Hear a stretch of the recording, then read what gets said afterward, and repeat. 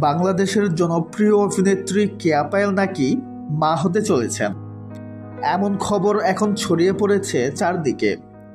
তাকে ঘিরে শুরু হয়েছে নানা কৌতূহল।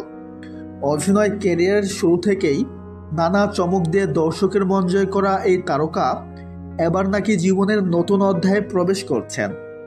আর তার পাশে রয়েছেন ছোট পর্দার জনপ্রিয় অভিনেতা তৌসিফ মাহবুব। তবে খোঁজ নিয়ে জানা গেল আসল ঘটনা ভিন্ন। কেয়া পায়েল বাস্তবে নয়, বরং এক নতুন নাটকে মায়ের চরিত্রে হাজির হচ্ছেন। সেখানে তিনি অভিনয় করছেন এক তরুণীর ভূমিকায়, যিনি সংসারের নতুন অতিথি আসার পর সম্পূর্ণ ভিন্ন অভিজ্ঞতার মুখোমুখি হন। আর তার স্বামী চরিত্রে আছেন তৌসিফ মাহবুব। গল্পে থাকবে দাম্পত্য জীবনের টানাপোড়েন, সম্পর্কের আবেগ আর পরিবারের প্রতি দায়িত্ববোধ। দর্শকরা দেখতে পাবেন কেয়া পায়েলকে এক নতুন রূপে, একজন মায়ের চরিত্রে। তো ভিউয়ার্স, এই জুটিকে আপনার কেমন লাগে কমেন্টে জানাতে ভুলবেন না। সবাই ভালো থাকবেন, ধন্যবাদ।